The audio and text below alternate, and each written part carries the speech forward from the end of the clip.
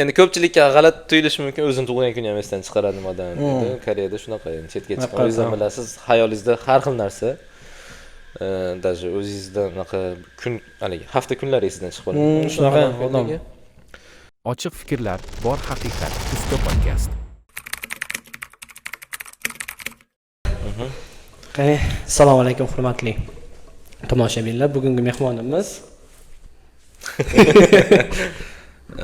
Assalomu alaykum. Men ismim Kamronbek. Chonnam Milliy universiteti biznes boshqaruv yo'nalishi 4-kurs talabasiman. Kamronbek, yo'nalishingiz biznes bo'lganligi sababli bir ikkita savollarimiz bor. Do'stlaringiz ichida o'sha biznes yo'nalishini bitirib turib, Koreyada ishga kirganlar bormi? Bunday do'stlar bor, yo'q emas, lekin bularning soni o'ta kam, sanoqli. Birinchi o'rinda ishga kirishda Koreyada nima kerak bo'ladi deb o'ylaysiz? Nima sababdan ko'p kishi ishga kira olmaydi? Ishga kira olmaslik sabablaridan eng muhimi koreys tili deb o'ylayman. Koreyskiy. To'g'ri, ko'chada o'rgangan koreyskiy bilan akademik koreyskiy ba'rim boshqaroq deyman. Boshqa va akademический koreys tili baribir ham nima deydi? Talab qilinadi ishga kirayotganda. Masalan, ingliz tiliga o'xshab General English bilan Academic English, IELTS ga o'xshagan narsalar bor-ku. Shunga ham topik darajasi yuqori bo'lgan talabalar endi ishga kirish nimasi yuqoriroq deb hisoblayman. Bu ma'lumotni Koreyaga kelishdan oldin bilganmisiz yoki Koreyaga kelgandan keyin bilganmisiz? Koreyaga kelgandan keyin bilganmiz. Конечно, Koreyaga biz Kanadani ham bilmasdan kelganmiz. Alfavitini ham. Chunki biz endi yosh bo'lganmiz u payt, 17-18 yosh. Ingliz tilini bilsam, dunyo menga o'z eshiklarini ochadi degan. Shunaqa tushuncha bo'lganda. Koreyaga kelib o'shan bildikki, ingliz tilimiz bu yerda вообще kerak emas ekan, почти kerak emas ekan. O'qishdan tashqari, tashqi hayotda, ko'cha hayotida koreys tili bo'lmasa qiyin ekan. Kamron, men bilan bugungi bo'ladigan mavzuyimiz student hayoti va qanday qiyinchiliklarni student o'zi kechiradi Koreyada yashayotgan vaqtida. Xo'p, nechinchi yilda Koreyaga kelgansiz? Biz Koreyaga kelganda dinozavrlar uchradi. Bu 2020 dan oldin degan. Dinozavrlarda o'qishga qatnardik deb boshlab. 2018-yil Koreyaga kelganman, avgust oyida. U paytlar aytganimdek o'sha. Yoshingiz 18 bo'lgan, to'g'rimi? Ha, 18, 19 ga to'lmagan, 18 yosh bo'lganman. Svejiy kelgan ekan. Svejiy, zеленый bo'lib kelganman. 2018 ga kelganingizda qandaqa bo'lgan o'zi hayot o'sha vaqt davomida Koreyada, keyin hozirgi hayot qandaqa? Nima farqlari bor o'zi? Nima o'zgardi? Shuncha yil ichida. Shuncha yil ichida o'zgargan narsalar juda ko'p. Hayotga qarash o'zgardi. Do'stlarning soni o'zgardi. Nima deydi? Ko'proq anaqa yosh jihatdan ham, mentally ham, physically ham anaqa mature bo'ldik deb o'ylayman, chunki ko'p narsa ko'rdik. Boshida unchalik serious olmaganmiz. Shu endi 18 yoshlik bo'lganda nima ham serious emas, g'amiz yo'q. Albatta. Endi kelgansiz Koreyaga, hamma narsa yangidek tuyuladi, hamma narsaga qiziqasiz. Keyinchalik vaqt o'tgan sari o'rtada bitta karantin, normalniy bitta davleniya berdi. Shundan keyin odamlar ko'pini hayoti o'zgardi deb o'ylayman, shu karantin asosiy sabab bo'ldi. Karantin vaqtida shu yerda bo'lganmisiz yoki O'zbekistonda? Yo'q, karantin paytida O'zbekistonda bo'lganman. Karantin deb ketmaganman. O'zbekistondaligimda karantin boshlanib ketgan. Shu 2 oydan olaman deb 2,5 yildan olganman sizdan. 2,5 yilga qolib ketgansiz. Qanaqa afsus chekkanmisiz? O'zbekistonda qolib ketdim, endi bora olmasam kerak degan tushuncha bo'lganmi o'zi? Boshida shunaqa bo'lgan. Keyin tushunib yetdim. Juda hamma narsa xayrlisi bo'ladi. Boshida o'sha bir oyga olsam bo'lmasmi ekan deb ayam kechiring.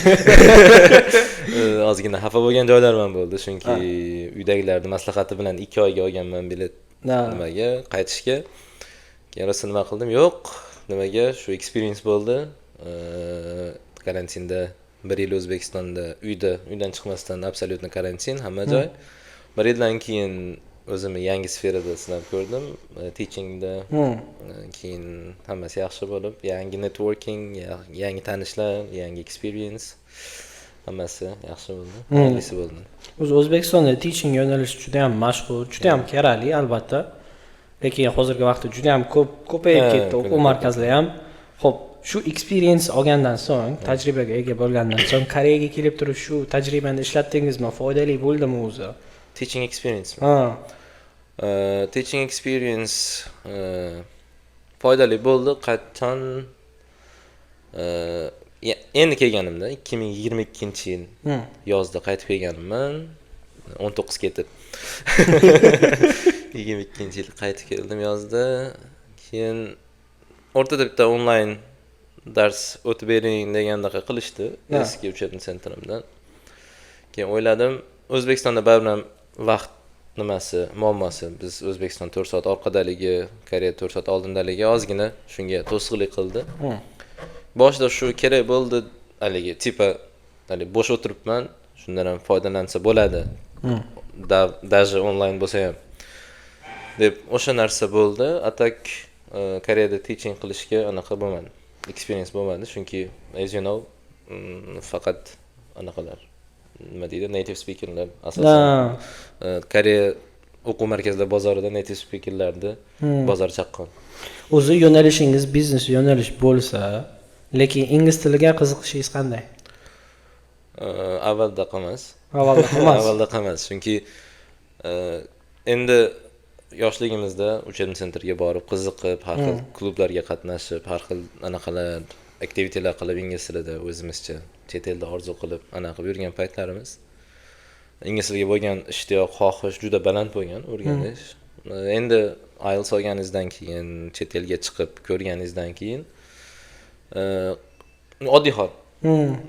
Bu ro'zqish emas. Bu просто way to communicate deydi. O'sha narsa. Tak hozir ingliz tiliga bo'lgan qiziqish bor-ku, u darajada emas. Ya'ni отдельно vaqtimni sarflab o'rganishga anaqa qila olmasam kerak ingliz tilini. O'qib, artikellar o'qib turaman ingliz tilida, uni tushunaman-da, hali yangi anaqa qilib, u so'xonmasligi uchun ham bilmayman. Qiziqish anaqa emas. Avvalda emas. Hozir nimaga qiziqasiz? В этом мире мне хочется Pul. только одно умиротворение. Спокойствие. Hozir endi bir ikkita anaqalar bor, endi planlar bor, rejalar bor. Shu biznes o'zimiz yo'nalishimizda bir dars ketmoqchiman. Qani anaqa qilib emas, worker emas, tipa CEO shunaqa o'rgangan narsalarimni qo'lga ishga tutib, bironta narsa ishga solmoqchimiz. Endi planlar bor, endi qani Xudo xolasa. Harakat qilamiz, yaxshi niyat, harakat. 2022-yil kelgan bo'lsangiz, o'sha vaqtda koreys tilingiz qaysi darajada bo'lgan? U paytda koreyskiy ko'rpacha edi to'g'risi. Chunki birinchi yil Yosuda koreyskiy o'rganganmiz, Yosu kampusda o'rganganmiz koreyskiy. O'rgandik. Endi 1 yil ichida o'qishda ko'p narsa o'rgandim deya olmayman. Chunki 6 oy faqat o'qiganman. Ko'p narsa o'rgandim. U darajada progress bo'lmadi o'qishda ichida, chunki tashqarida 2-semestrdan boshlab oshxonada part-time jobga kirishni boshlaganman. O'sha yerda ko'p narsa o'rgandim, chunki tashqarida baribir koreyskiy haligi atmosfera har narsani hal qiladi deydi-ku. Til o'rgangan. Haqiqatan atmosferani anaqasi bor ekan, atrof muhitni koreyskiy o'rganishingizga. O'sha 6 oy Yosu kampusda o'rganganimdan ko'ra oshxonada 3 oy ishlagan bo'lsam, o'sha yerda ko'proq o'rgandim deb o'ylayman. Chunki bitta o'zbek o'zidim ishxonada, hamma koreys, 8 tacha koreys bor edi. Hammasi koreys. Tushunmasangiz ham tushunishga harakat qilishingiz joyda o'zingizdan bo'lgan shekilli. Bu narsa bor. Shu. Endi o'zasizlar o'zi Koreyaga ko'p kishi "Ay mani IELTS'im 8, men IELTS'im 8 yarim bo'lib yoraman" dedi-da. Kelgandan keyin qarasa 9 olsa ham umuman foydasi yo'q. Koreys tili kerak, juda ham muhim. Koreyskiy tog'ing emaslik. Bitta savol. Mana men ko'p ko'rdim. Koreys tilini o'rganib kelib, misol uchun bir ikkita insonlarni ko'rdim, topiki 5 bo'ladimi, 4 bo'ladimi? Koreyaga keldida, o'zi Koreyada kelgandan so'ng o'zi birinchi stadiya, ikkinchi stadiya, uchinchi stadiya bo'lar ekan. Birinchi stadiyada ming tilni zo'r bilganingiz bilan ham ishga kirish bir haliga qiyin ekan. Bilmayman, kultura sifatli culture shock, culture shock ham. Culture deb turib ko'p joyda ishga ham olmar ekan. Keyin bizda qanaqa? O'zbekistonda, например, 4-5 topik olgani bilan ham speaking umuman yo'q-ku maragisi. Bega keladida hali qulog'i o'rganmagan haqiqiy koreys tiliga. Kitobdagi siz aytgandek, haligi akademikka o'rganganda bag'i umuman yo'q. O'sha. Endi shu stadiyadan o'tgandan so'ng, например, ko'p kishi tushunishni boshlaydi-yu. Ha, men tushunyapman koreys tilini. Lekin o'sha tushunish darajaga yetib bo'lgandan keyin bo'ldi, men o'sha Arbeitni bosaman, kuniga $100 chak deydi, tushunchaga kirib qoladi. Siz bu fikrga qanday qaraysiz? Yo'nalishdasiz. Nima deb o'ylaysiz? Yaxshimi yoki oxirgacha koreys tilini olib borib ishlamasdan turib uzun ustida ishlagan yaxshimi studentlar? Endi bu juda anaqa savolda. Nima deydi? Qiyin deymizmi? Odam sharoitdan kelib chiqib nima qiladi-da? Chunki faqat koreysga o'rgansin desiz, bu yerda O'zbekiston sharoitini ko'pchiligi pashti bir xil sharoitda. Ota-onasini qiynab qo'ymaydigan anaqa bilan ishga chiqadi, majburlikdan chiqadi-da bolalar ham. Ularga ham havas emas-ku. To'g'ri. Anaqa issiq havoda, bo'lsam sovuq havoda qiyin ishlar qilib, ertalab 6 bo'lmasdan turib chiqib borish kerak. Keyin kechki payt quyosh botgandan keyin qaytish kerak. Hech kimga havas emas bunaqa joylarda ishlash. Endi shu me'yor zolotaya serezina deydi-ku. O'sha narsa bo'lsa, eplasa ikkalasini ham qilsin. Misol uchun me'yorda ushlab olsin. Misol uchun bir haftaga menga qancha расходimga ketadi? Masalan, $400 ketsin, допустим. Bir haftada $400 ketsin. O'sha $400 topay bir haftada, keyin qolganini faqat o'qishga sarflayman. Ya bizkilar shu zolotaya serezina dicha beyordan qoladi-da. Zolotaya serezina emas, zolotaya 75 anaqa qo'yadi. Keyin o'sha yerdan, mana shu biz zolotaya serezina ekan deydi. 5 kun bo'lsa 5 kun, 6 kun bo'lsa 6 kun ishlaydi-da. O'qishga kelganda ozgina pasayish keladi baribir. Tilni o'rganishda ham, boshqa narsada ham. O'zimda ham bo'lgan. Boshida kelganimizda ishga berilib, 2 haftada bir dam olib, u pulni yaxshi berar ekan, unaqa qilyapti, yaxshi pul topyapman, unaqa qilyapman deb. O'qishimizda o'sha yerda ozgina pasayish bo'lgan. Keyin qarasam, bunaqa bo'ladigan bo'lsa qiyin ekan. Zolotaya serezinani olib qilib yurganmiz. Endi baribir sharoitdan, hamma narsa sharoitdan kelib chiqib. Lekin menga qo'yiladigan bo'lsa, iloji boricha o'qishini o'qib turib, keyinchalik anaqasi, nima deydi, ishga bo'lsa boshqa narsa o'zining xohishiga qarab, unda ko'ngil xotirjamroq, anaqa bo'ladi, spokойныйroq bo'ladi. Siz zo'r o'sha mavzu ochdingiz, me'yor degan. Chunki ko'p studentlar bu yerga kelgandan so'ng, например, bu yerda O'zbekistonga qaraganda ertalabki ishlar bor, keyin kechki ishlar bor. Ertalab ham ishlaydi-da, keyin kechki vaqt ham ishlaydi. Sizda ham shunaqa bo'lgan? Ha, vaqtida bo'lgan, vaqtida bo'lgan. Xo'p, endi buning pluslari va minuslari. Pluslari pul. Pul. Necha pul maksimum ishlagansiz? Bir kunda. Bir kundami? Ha. Aytolamanmi? Olib ketishmaydi. Bir kunda shu ikkita iltni olganmiz-da. 2 kunlik. 2 kunlikda bir kunda olganmiz. Lekin minusi, men u rejimda 1 oy, 1,5 oy u rejimda ishlaganman. Shu yashaganman, chunki ertalab ham ishim bor edi, kech payt ham ishim bor edi. 1 oy ishlaganman. Uyqusizlik emas, uyqu keladi, uxlay olmaysiz, turishingiz kerak, ishlashingiz kerak. 2 soat, bo'lmasa 1,5 soat uxlab ishga chiqib ketgan kunlarim bo'lgan. Va shu uxlamasdan 2 smena aylantirgan kunlarim bo'lgan. O'sha minuslardan bitta uyqusizlik, keyin sog'lig'ingizga juda katta zarar. Stress olasiz, charchaysiz, soch to'kiladi. Soch to'kiladi. Hamma narsa shu uyqusizlik, dam yo'qligi minuslaringizdan bittasi o'sha. Pluslari har doim prezingga bo'lasiz. Endi baribir ham pul bo'lsa aytsa xotirjam bo'ladi. O'zingiz bilasiz. Pulingiz bo'lmasa g'alati, ko'chaga chiqqingiz ham kelmay qoladi. Bilmaganlar uchun shuncha qiynalib 24 soat tinmay ishlagandan so'ng qo'lga $250, $300 ishlab olgandan keyin charchoq, beldagi og'riqlar chiqib ketadi. Ne sanab turib, ne qo'yib qo'yasiz. Lekin bitta narsani bildim. O'sha tushuncha, mana ikkita smenada ishlash hozirgi kunlarda umuman yo'q. Endi umuman desa bo'lmaydi-yu. 90% darajada men odamlarni ko'rmayapman ikkita ishda ishlay oladigan. Nimaga? Ertalab yoki ish yo'q yoki kechki payt ish yo'q. Ilgari ish juda ham ko'p edi. Lekin hozirgi kunlarda juda ish muammoli bo'lyapti. Nima sababdan deb o'ylaysiz shu narsa Koreyada? Bizmi sabab, misol uchun kelayotgan o'zbeklar ko'pligidan, o'sha ishlar kamayib ketgandan yo ekonomikadanmi, nima sabab? Endi anaqa-yu, nima deydi? Birinchidan rizq. Rizqini bersa, u ish bo'lmasa ham 3 smenda ham ishlab qo'yaveradi. To'g'ri. Endi ish soni kamayib ketgan, shu odam ko'payib ketganidan deb o'ylayman. Keyin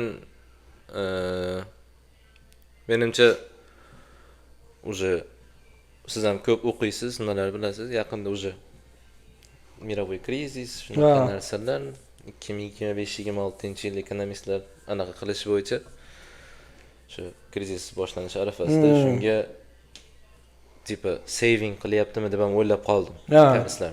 Misol uchun bu yerda 5 kishi ishlash kerak bo'lgan joyda, davay 3 kishi ishlataman. 2 kishining pulini save qilaman. Shunaqa bo'lishi ham mumkin. To'g'ri. U bitta fikrlar subyektiv deydi. Xulosa o'zingizdan. Albatta. Shu bitta teoriya shunaqa bo'lishi mumkin.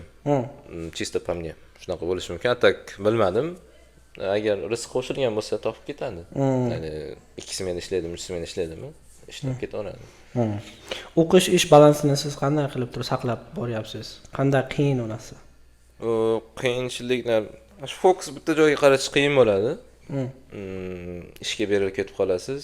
Ishdagi olgan responsibilities jicha kuchayib ketib qoladi. O'qishda olgan responsibilityga qaraganda, chunki yoqdagi odamlar sizga bo'lgan muomalasi anaqasi yaxshiroq. Tipa menda shunaqa ishlagan joyimdagi odamlar bilan muloqot qilishim, ya'ni anaqam, отношениямыз ular bilan juda yaxshi. Do'stona level anaqada. Do'stona ham yaxshi do'st anaqasini. Chunki ular aytgan narsani qilmasam ishim g'alati bo'ladi. Chunki birinchidan pulimni beryapti xizmatimga. Keyin ishdan tashqari ham ko'rishib turamiz, u joyga ovqatlangan u yoqqa boramiz. Haligi yaxshi do'stlar anaqa yig'ilib qolgan. O'qishda keladigan bo'lsak, o'qishda endi bilasiz. Tipa rasizm deymizmi bu yerda? Diskriminatsiya deymiz. Diskriminatsiya jicha anaqaroq bilinib qoladi. Bilinib qoladi, ming qilmasa ham harakatlardan sezasiz-da. Chunki mayli Yevropadan kelgan student bilan O'zbekistondan kelgan studentni ikkalasini comparison qilsa, bir xil natija bo'lsa, Yevropalik yutib ketib qolishi mumkin. Ko'p nima bo'lgan, experience-dan o'tgan bu narsa, shuning uchun o'qishga bo'lgan munosabat oxirgi yillarda, yoshim katta bo'lib qolganiga endi 18 yoshdagiman, hozirgi yosh anaqa 30 dan oshib ketmaganman. Kommentariyada, "Oka 35 ga ko'rinasiz" o'lasa. Yana xafa bo'lib yurman. Bemalol kritikani yaxshi ko'taraman. Qiyin work and life balance ushlab qolishcha qiyinroq. Chunki nafs. Pul kelib turgan joyda bu yoqdan endi o'qishmi, bir kun chiqmasam ham bo'laveradi. Ko'pchilik shunaqa qiladi-yu. Ertaga ishim borda o'qish chopsammikan? Chopaman. Ertaga bormi, o'qish yo'qmi? O'qish postoyanno bo'ladi. Meanwhile o'sha narsani zaltay seriyasida ushlagan payt eng to'g'ri qarorim deyman-da. O'qish bo'lsa o'qishga chiqib, ishga bo'lsa ishga borib. Men shunaqa qilaman, chunki o'qishim 2 kun haftada. Dushanba, chorshanba kunlari ish bor kunlari ishga chiqib, o'qish bor kunlari ishdan javob so'raganman. Ruxsat berishadi, o'qishimni o'qib, kelaman. Ikkitasini o'ylab borayotgan vaqt bezib qolmaslik qanchalik muhim? Juda muhim. Chunki shunaqa momentlar bo'lgan o'zimda. Ishim yo'q, o'qish kuni. Shunaqa bezib qolganman, chiqmaganman darslarga. Bu keyin oxirida final anaqalarga, grade'larga o'z ta'sirini ko'rsatgan. Bezib qolmaslik uchun endi o'sha aytganimdek balansni yaxshi ushlash kerak. O'qishni o'qish, ishni ish paytida qilib. Undan tashqari bezib qolmasligi uchun networking juda ham muhim, do'stlar doirasi. Do'stlar doirasi. Yolg'iz yashash Koreyada jicha qiyin. To'g'ri, adden uyda yashashingiz mumkin, lekin hali karscha aytaman deydi. Lonely wolf deydi.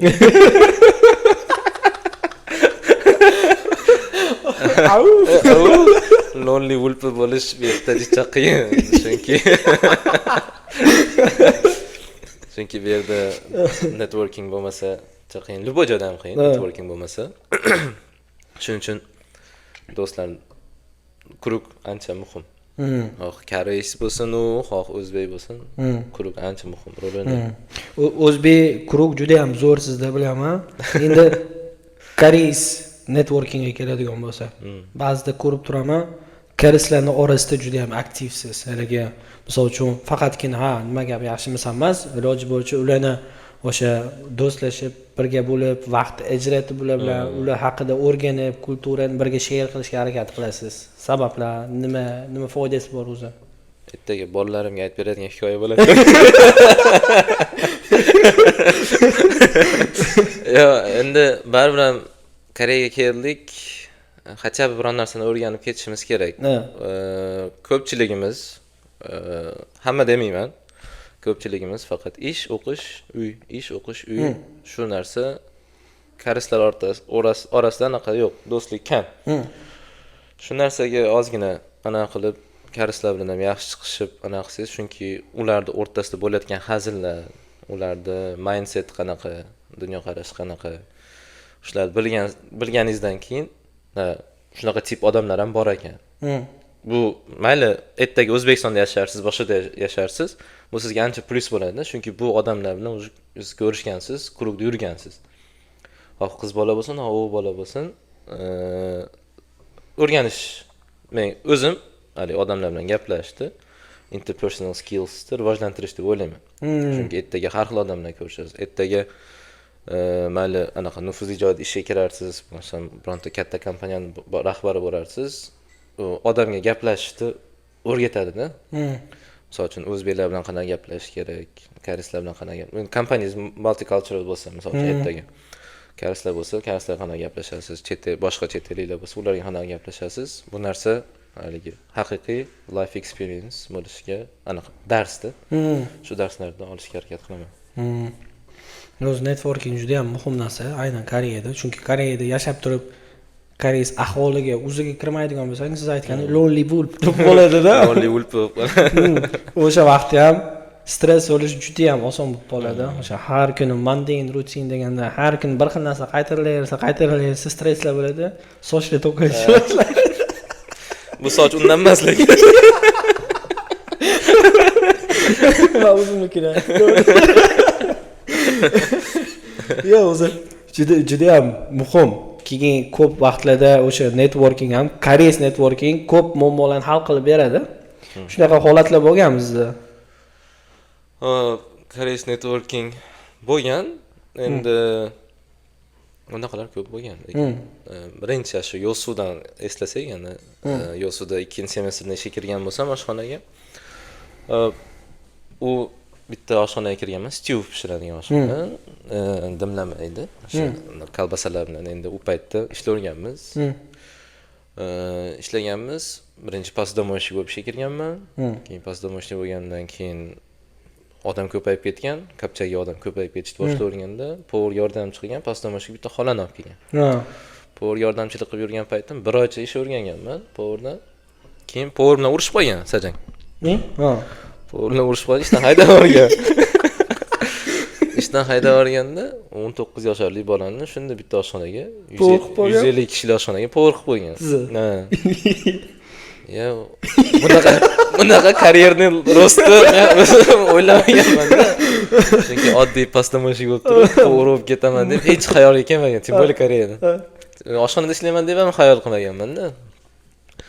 Keyin povur bo'lib ishladim. Keyin yordamchilar chaqirdi. Koreyslar bor edi, vyetnamliklar bor edi. Oshxona katta. Kelishdi, ularga endi ish buyurasiz, 19 yoshli bola. G'alati ham bo'ldi. Chunki ayam tengqur, xolalar ham tengqur odamlar keladi, yoshi katta odamlar. Endi ularga ish buyurganda odam xijolat. Endi o'zbekchilikda bor, baribir yoshi kattaga ish buyurish jichcha xijolat bo'ldi. Keyin qarasam, so'kishni men ishlayapman. Ular qilmagan ishga. Keyin jichcha boshlig'im bilan shunaqa yoshim kichkinaligini qilyapman desam, power, you have a power to control. O'shani use it degan. Xo'p deb keyin sekin bo'lsa ham tushuntirib ana qilganman. Ishladim, boshliq bilan zo'r chiqishib ketdik. Tug'ilgan kunim esimda yo'q. Yo'suda payt tug'ilgan kunim esimda yo'q. Ishga keldim, Kvanjuga ko'chib ketishim kerak ertasi kuni Kvanjuga ketishim kerak. Ishlayapman, soat 10 da shift tugadi. Yopamiz. 10:45 bo'ldi, bitta odam keldi. Bitta couple keldi-da, ishlayapsizlarmi dedi. Raqamchumbi hagoysi. Gapirsak, tezda ketamiz dedi. Boshliqqa telefon qildim. Boshliq shunaqa tezda ketamiz deyapti. Desam, bo'pti ovqatini qilib berdim. 10:30 bo'lyapti, ketmayapti-da ular. Ketishim kerak. U xayolda tug'ilgan kun tursin u yoqda, boshqa narsalar xayolda tezroq ko'chib ketsam, Kvanjuga ko'chib ketsam. Turibman, xayolda yo'q tug'ilgan kunligi. Ular ketishdi. Bitta couple ishlardi. Tailandlik couple ishlardi. Xotini holga qarardi, eri idish uvardi. Keyin ularga maqam qilinglar dedim, bo'ldi dedim. Boshliq qaydasan desam, boraman hozir. Desam, u payt anaqasi bor edi. Trekker bor edi. U paytda hali Trex degan anaqa nom bo'lardi. Trekkerda orqasidan mana shu qo'li to'g'ri paket bilan tortlar bilan kirib kelgan. O'shanda tepgan keyin, bugun tug'ilgan kunim edi. Shunaqa endi ko'pchilikka g'alati tuyulishi mumkin, o'zim tug'ilgan kunni ham esdan chiqaradim odam. Koreyada shunaqa, chetga chiqqan o'zingizdan bilasiz, xayolingizda har xil narsa. Даже o'zingizda unaqa kun, haligi hafta kunlari esdan chiqib qoladi. Shunaqa odam. Shuna bo'lgan, keyin tug'ilgan kunlar o'tkazib, qo'limga 300 ming pul bergan, oylikdan tashqari. 300 ming won u paytda $300 dan, to'g'rimi? 300 dollardan. 300 dollar edi u payt. 300 ming pulni shunday berdi. Yangi shahar ketyapsan. Qiynalasan baribir. Oz bo'lsa ham mashina olgin deb qo'limga pul berib, kuzatib qo'ygan. Kuzatib qo'yganda hozirgacha xabarlashib turamiz. Kvanjuga keldim. Bir oy bir narsa qilib ish topib tur, senga ish bor Kvanjuda dedi. Xo'p deb bitta oshxonaga ishga kirdim. Povur yordamchisi bo'lib. Chunki opit bor endi o'sha. Pichoq ishlatish, pishirish narsalar. Bir oy ishlanimda, undan keyin telefon qilyapti. Sen ishlagan oshxona, biz ishlagan oshxona Kvanjuda filial ochildi. O'sha yerga povur kerak. Bordim. U paytda oylik 7,5 mingmi? 7,600 mingdi soatiga. 8 ming qancha ham dedi? 8,100 ming, 8,200 shunaqa soatiga. Borganda 10 mingdan kam bersa ishlamadi. Hamma intervyuga bordim. Baxtimga intervyuda o'sha oshxonaning menejeri ingliz tilini zo'r biladigan Filippinda Google'da ishlagan odam ekan. O'sha bilan ana qilib inglizcha gaplashdik, suhbat qildik, ishlashni bilasanmi dedim. Shunaqa ishlaganman. Bitta ko'rsatib berishlashin dedim. Ishlatib berdim. Taymerga qo'yib ishlardim boshliq bilan. Taymerga qo'yib shu 1,5 minut ovqatini chiqarib berdim. Chiqarib bergandan keyin bo'ldi dedi. Necha pul oylik yozay dedi. Endi xijolat bo'lib turibman. Yo'suda eng kam oylik ish haqida ishlardim soatiga 8 ming qanchadir ham. Bu yoqqa keldimda 12 mingdan beraman bo'ladimi dedim. 1,5 barobar. Why not? Why not? Bosish kerak. Aynan, okey. Keyin ishladim. O'sha yerda ishladik, keyin qaytib keldim O'zbekistonga, keyin davomi. Ya'ni networking deganim bu yoqda yangi shaharga ko'chib keldim. Yangi shaharga oyoqqa turishimga yordam bergan odamlar ham o'sha yoqdagi koreys odam bo'ladi-da. Chunki bu yoqda ana qilib, podдержка qilib, ishimgacha topib berib, kelishimga ham pulni berib, podдержка qilganlar o'sha. Networking juda katta yordam bor. Bu yoqda ham boshliqlar, tanishlar bor. O'zimga yordam kerak, do'stlarimga yordam kerak bo'lgan paytda o'shanga chiqaman. Shunaqa birontasiga ish kerak, yoki birontasiga boshqa yordam kerak bo'lsa, chiqaman, qilib berishadi. Yomon emas. Endi qarz ikki qo'ldan chiqadi-yu. Unda albatta. Ularga ham yaxshilik qilib, keyin o'zim ham yaxshilik olsangiz, bari odam o'ziga bog'liq deb o'ylayman hamma narsa. To'g'ri. Koreyada hozir 2022 dan boshlab 25 gacha 3 yil davomida topik imtihonini o'zi topshirdingizmi? Koreys tili darajangiz qaysi holatda hozirgi? Topik topshirmadim. Hamma qiziqarli savollardan bittasi. Uydagilarimga ham qiziq bu savol, qachon topshirasan? Shu qachon yuraverasan shunaqa topik topshirmading, bunaqa deyishdi. Topshiradigan paytim mana registratsiya qilishim kerak.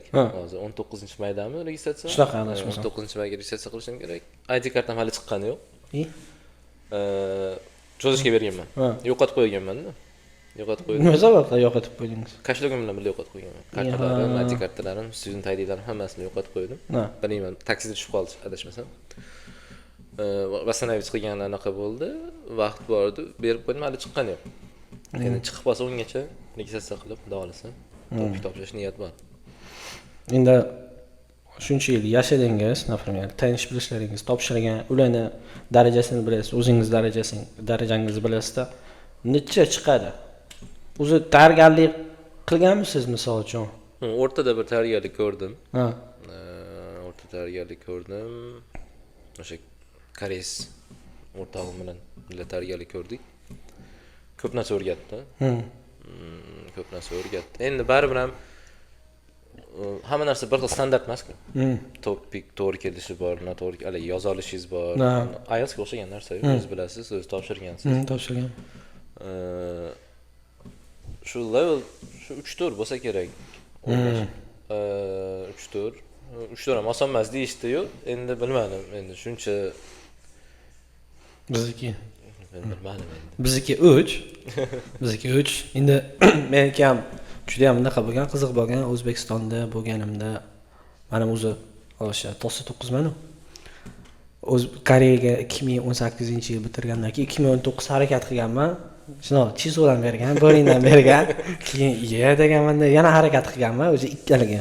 Bahordan kuzga, kuzdagina 2020 ga olgan vaqtda karantin bo'lgan 21 shunday borganmiz, ochilgan vaqt haligi aprelgacha ochilgan vaqtda. Shunday ochilgan, shunday topshirsa bekdagi oshnam boy yo'sida. Birga hamma narsani harakat qilamiz. Olganmiz. Deb turib shunday qizilib, unaqa отказ berib vizadan. O'sha vaqtda sizlarda omadingda bo'lgan ko'p o'sha 2020 dan oldin kelganlar o'sha bank shot masalasi, ota-ona ish haqqi degan tushunchalar bo'lmaganda. Endi hozirgi vaqtda juda ham qattiq olib boribdi-yu. Aynan o'sha narsa biz vaqtda boshlanganda 1 oylik bank shot qilinglar degan o'sha fevralda o'chirilgan bo'lsa 28-da biz shunday o'sha martda o'qish. Deganimizda 2 kunning ichida ularga fake shunday tayyorlab, keyin 3 kunning ichida, o'sha 3 kunning ichida 1 oydan 3 oyga o'zgartirib qo'ygan. Biz dokumentlarni ham topshirib olganmiz.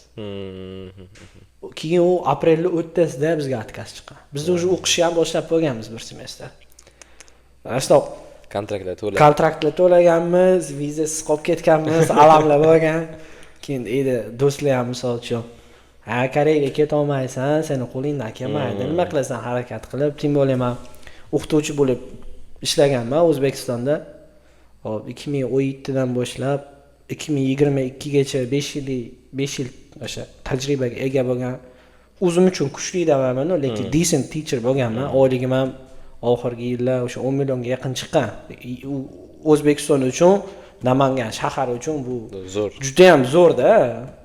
Keyin o'sha narsa bo'lgandan so'ng hop endi men o'zim uchun naqa bitta maqsad qo'ygandan keyin oxirigacha erishishga harakat qilamanda sharoit tushib qolgan. Koreya yoki O'zbekistonda o'sha professional darajaga olib chiqish. Endi professional darajaga olib chiqish uchun ko'p kishi bilmaydi. Oddiy shaharcha, Namangan shaharchada oddiy o'qituvchi bo'lib ishlab yurgan vaqtimda Toshkentda Cambridge o'quv markazida anaqa chiqib qolgan, position chiqib qolgan, teaching position. Keyin men endi IELTS'im yetdi. Balki oddiy anaqa why not deb try deganman-da. Что? Let's take a shot deganman-da. Borganman Toshkentga. O'sha 3 ta etapli imtihoni bo'lar ekan. Birinchi 2 ta dars grammar, keyin 3-chi dars IELTS. IELTSdan so'ng personal interview bo'ladi Jahongir Po'latov bilan. Men bordim.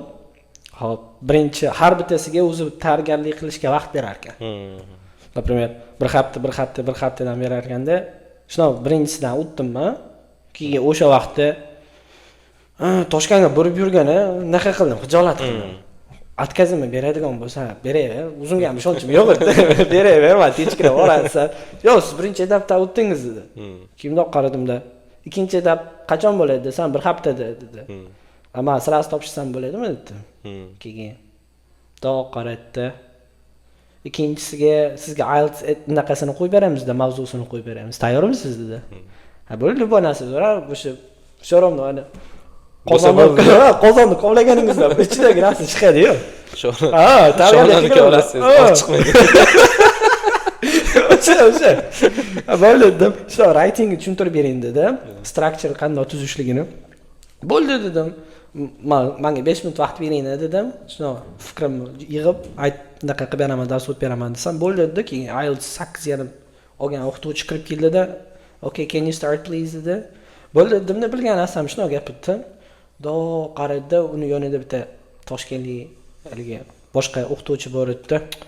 Do qarab turadigan, g'alati qarab, "Sen cho'ta bularga bo'lmaysan. I think you're not suitable for this position." No, okay, I don't care. I don't care. Dedim, chiqdim, u kirdi. Ikkalamiz men o'ylashdik. Meni o'ylashdi, keyin chiqdi, aytdiki, endi 3-inchisi bo'ladi dedi, lekin 3-inchisini hozir topshira olmaysiz. Topshira olmaysiz, bir haftadan keyin kelasiz dedi. Nimaga desam, chunki biz special book beramiz dedi, bizning materialimiz dedi. O'sha material bir kun oldin sizga tashab qo'yamiz dedi. O'sha materialni bizga naqa o'tkazib berishing, dars o'tib berishingiz kerak deb bo'pti deb. Bir haftadan so'ng o'sha juma kuni darsim bo'lish kerakligi. Payshanba kuni shuni tashab berdim materialni. Tashab bergandan keyin endi tayyorgarlik qildim, ertalab yo'lga chiqqanman, soat 1 da darsim bor. Endi charchoq, shuni bo'tdim. Kirdim, oddiy book, misol uchun o'zini misol uchun CLT, ashnaqalar bo'ladi-yu, ashnaqa chapter tushuntirib bergan, listening, reading, vocabulary, o'shanisini endi siz interaktiv o'tib berishingiz kerak.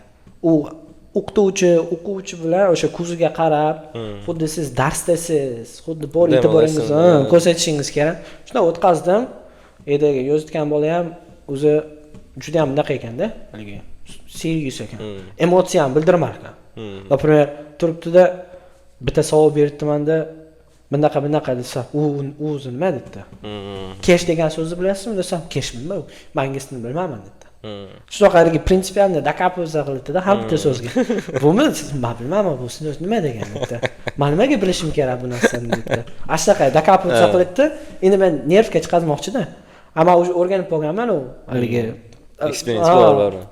Misol uchun har xil studentlar bilan ishlaganim uchun, yo qarang, cash degani mana shu so'zdan bunaqa, mana so'zga sinonim bo'ladi. Bunaqa joyda bunday ishlatiladi, mana joyda bunday ishlatiladi desa, ha deb turib yozish boshladi. Keyin shuna qaradi, oz kutib turing dedi, dars tugagandan keyin. Shuna kutib tursam, o'sha Jahongir Po'latov keldi. Yetib. Shunaqa dedi, ingliz tilida gapirishni boshladi. Assalomu alaykum, shunaqa. Okay, dedi, ingliz tilida gaplashyapmiz, intervyu haqida, o'sha bunaqa o'zi qanday nima sababdan o'zi Toshkentda ishlamoqchisiz, u bu deb turib boshladilar. O'shanda ham decent oliy naqa offer qilishdi, 15 million offer qilishdi. 15 milliondan 25 milliongacha 2022-yilga. Ashnaqa vaqtda haqiqiy naqaga tushib qoldim, stuporga tushib qoldim. Post korona paytidan keyin u summalar вообще aytdi-da, grammar o'tsangiz 15 millionda, IELTS o'tadigan bo'lsangiz 25 milliongacha qilib beraman dedi. Keyin aytdim, juma kuni jumaga chiqishim kerak, короче, hakshiri desam, siz u narsa haqida o'ylama, birga chiqamiz dedilar. Okey. Shunaqa darajada hamma narsani o'ylab qo'yganlar. Agarga namoz o'qimoqchi bo'lsangiz, special roomlar, hamma narsa sharoitda bor. Don't worry about it dedilar-da. Ko'ngilga shunaqa yoqadi. Bunaqa gaplar. Конечно. Endi Koreya turibdi-da, cho'tki sharoit. Mana why not deydi.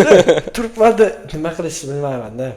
Keyin oxiri endi 4 yil harakat qilgan narsangiz bilan, 2018 dan beri 19, 20, 22 4 yil keyin ish.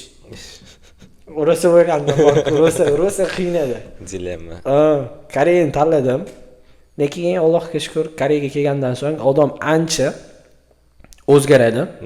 Men bunchalik o'zgarishimni O'zbekistonda erisha olmayman degan tushunchaga ega emasman. Comfort zonada O'zbekiston. Men bilaman, haqiqatdan komfort zonada yurganman. Например, o'yga kelsangiz ham ovqat tayyor, kiyimlaringiz taxlangan, dazmollangan, yuvilgan. Shiringina so'zlar bor kutadigan. Bu yoqda esa turmasangiz Vapshimda beli kirish, minus. Bunaqada ishga chiqmasangiz $100 dan minus. Tas $100 yo'q. Darsga chiqmasangiz MBA olasida alam qiladi. Ni za что. Ni za что. O'shanga beda o'qitgan, o'sha o'qib borayotgan odamlarga bundoq analiz qilishni boshlayman. Например, o'zi Koreyaga kelishdan maqsad nima? Koreyaga kelish uchun nimalardan отказ qildi? Nima uchun отказ qildi? Tam faqatgina maqsad $2000, $3000 bo'lmaydi-ku. Конечно. Materialniy bo'lmaydi-da. Materialniy. Odam sifatida o'sish kerak. Odam kelgandan keyin. O'zi hozir $3000 topish ham Koreyada nerealniy. Nerealniy summa. Umuman. Qarslar o'zi ham qidirsa kerak u pulni. 4,5 million. 4,5 million. Yo'q u narsa. 4,5 million biz ishlayotgan joyda bitta kvajang bor. Menejer. Oyligi 5 million. Lekin u kvajanga yetish uchun ancha yo'l. Ancha yo'lda. Oddiy chigvon bo'lib, chigvondan ham kisa bo'lib kiradi, kisadan keyin chigvon, chigvondan keyin anaqa oshib chuyin, teri, o'shana bo'lib ketaveradi. U ashincha nimada. O'shanda ham 5 million oyligi. U Koreyada anaqa pul yo'q. Kutib keladi. Unaqa narsani unaqa qilmaydi. Muhimi yaxshi odam bo'lib, o'zingizga yetadigan nima qilib. Peshanada bor. Beraman desa hech narsa emas, 10,000 topasizmi, 5,000 topasizmi, topasiz. Endi jicha realroq ham qarash kerak, ozgina. Optimistik qarash yaxshi, no, более realniroq qarash undan ham yaxshi-da, o'ylashimcha. O'sha ko'p kishi Koreyaga kelgandan keyin shu $3000 kuniga $100 dan degan tushunchaga kirib qoladi-yu. O'sha asabni buzadigan narsa o'sha lekin 30 ta topyapsan ekanda. Voy. Robotman-da, shunday. Kasal bo'lmayman, ustimga kiymayman, ovqat yemayman. Yo'q, o'zi bu joyga bormayman. O'sha narsalar odamni jicha asabini buzadi. Bir qiziq voqea bo'ldi. O'tgan yili fevral oyida chetga chiqib keldim. Malayziyaga chiqib keldim, aylanib. Oshnam bilan chiqib keldik. Qaytib keldim. Yaqin tanishlarimdan bittasida. Alam qilgan joy o'sha bo'ldi-da. Yaqin, o'ta yaqin. O'zbekistonda. Nima ish qilyapsan dedi. Har xil dedim. Har xil ishlar qilamiz. Lekin hozircha shunaqa elektritsiyada bilan shug'ullanyapman. Shunaqa solnechniy batareya, shunaqa desam. Yaxshi beradimi dedi. U payt dollar 50 qancha ham bo'lib ketdi. 100-150 qancha ham bo'lib ketdi. $90, $80 tushib turibdi. Yomon emas. Desam, sразу hisob-kitob ketdi-da. O'g'il, $2700 topyapsan ekan. Voyga, wow. Kontrakt yo'q. Kontrakt yo'q, sug'urta yo'q. Uy to'lovi yo'q. 2700 topyapsan ekanda. Oshin chun ekanda, chet elga chiqib yuribsan. Aylanib yuribsan. Maza qilib yuribsan. Bu yoqda onasini emsin. 1 oy 1 soatdan 1,5 soatdan uxlab ishga chiqqanlarida hech kim ko'rmaydi-da bunaqa payt. Endi nima deysiz? Каждый думает по своей мере испорченности и пошлости. Xuddi shunaqada. Bilmadim. Yo'q, lekin $3000 topish nerealniy hozir Koreyada. Student bo'lmasa ham. Student bo'lmasa ham, student bo'lsa-yu 1800, 1700 topsa bo'ladi, easy. 2500, 3000 cha qiyin masala. O'ta. Men misol uchun o'sha vaqtlarda birinchi kelganimda haqiqatan ish ko'p bo'lganda, ish ko'p bo'lgan. Keyin iltan o'sha kunlik pul 150, 170, o'sha vaqtda kurslar 120, 115. Normal summa. O'sha vaqtda hozirgi vaqtda kurs o'sha 40 dan tevasida 150 ga yaqin yuribdi-da, 135 ming beribdi. Ish qiyin. Sharoit yo'q, ilgari kofelar, misol uchun bulichkalar, shunaqa sutlar beradi. Hozir umuman unaqa narsa yo'q. Hattoki ishga chiqsangiz, perchatka bermaydi. To'g'rimi? Perchatka bermaydi. U vaqtda pul tursa, avvallari yaxshi edi. Hozirgi vaqtda misol uchun men o'ylayman, bu narsaga ko'p o'zimiz ham sababchimiz. Mana, например, siz 170 ming ishga mayli, sajan 160 ming beray, zato kesik bo'lsa ishlaman desangiz, bir kishini haligi narsasini qisitgan bo'lasiz, kesitgan bo'lasiz. O'sha narsa ham juda katta anaqa. Bu yerga kelgandan keyin pulni deb do'st bo'ladigan odam bilan do'st bo'lmagan ma'qul-da, menimcha. U nafaqat Koreyada, O'zbekistonda ham, Koreyada juda bilinadi-da. Pulga do'st bo'ladigan odamlar. Chunki vaqti kelsa, vaqti bilan naqd to'g'ri kelib qolsa sotib yuboradi. To'g'ri. Shuning uchun pul bilan emas, sizga qilayotgan oqibati, sizga qilayotgan anaqalik mehr ko'rsatayotganligini nima bilan do'stlashish menimcha ancha maqsadga muvofiq bo'ladi. To'g'ri, qo'shilaman. Yangi Koreyaga kelayotgan, misol uchun student, haligi ko'z yonib turgan, svejiy bolalarga, misol uchun ambitsiyaga to'la bolalarga maslahatlarmi? Belida quvvati borlarga ularga bitta last message bo'lsa bir nima degan bo'lasiz o'sha? Xuddi u insonni o'sha 2018-yilda kelgan Kamronga gapirmoqchi bo'lgan gapingizni ularga ayting. So'kinish Sanda. So'kinsam bo'ladimi? Tik qilib. 2018-yildagi Kamronga aytadigan gaplarim koreyskini o'rganib kelishsin. Oddiy maneralarni o'rganib kelishsin. Madaniyat shu o'zini tutishini yaxshilashsin.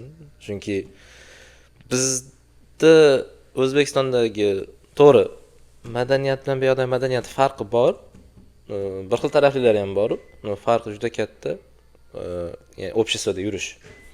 Misol uchun bizda avtobuslarda, public transportlarda qanaqa yuriladi-yu, Koreyada o'zingiz ko'rgansiz, qanaqa yuriladi. O'ta tartibli, laynga turishlar.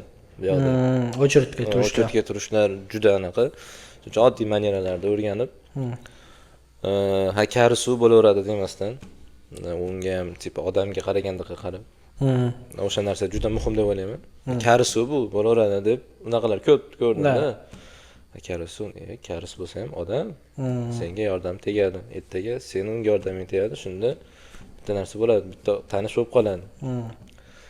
Degan bo'lardi. Menda shu manierasini to'g'rilab kelsin, tilni o'rganib kelsin. Ozgina anaqa podushkasi bo'lish kerak. Finansiy podushkasi bo'lmasa, bari qiynaladi boshida. Kamron Beyga bugun juda ham minnatdormiz. Kelganingiz uchun rahmat. Rahmat.